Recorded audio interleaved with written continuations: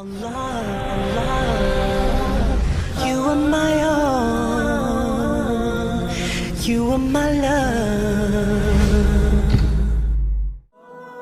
This is what Allah gives us the reminders. Abu Abdullah Muhammad ibn Ahmad al-Qusri relates that in Istanbul there was a governor, he died. They dug a grave for him. When they were on the verge of lowering this body inside the grave, do you know what they saw inside the grave? They saw a black snake waiting for him inside the grave.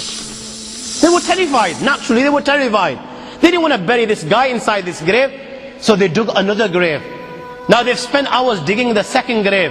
They're on the verge of lowering the body inside the grave, and you know what? The same snake they saw in the first is waiting in the second. They dig a third grave. A third grave. And they find, when they're on the verge of lowering this grave, all of a sudden, out of the blue, they find the same black snake inside the grave. I ask you, my young friends, you know, on that particular occasion, that narration, what do you think it suggests? How many graves do you think they dug on that day?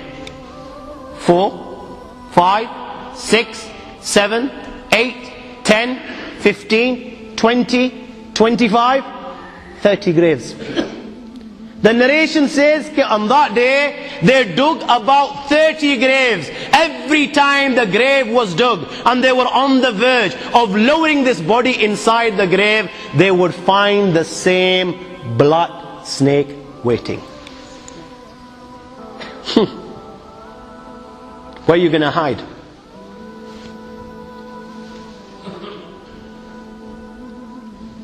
It doesn't come any clearer than this. Where are you going to hide? Where? Allah. You know, even when you've gone 6 foot under, you can't get away. You've left the dunya and you've gone 6 foot under and you think you've got away with it.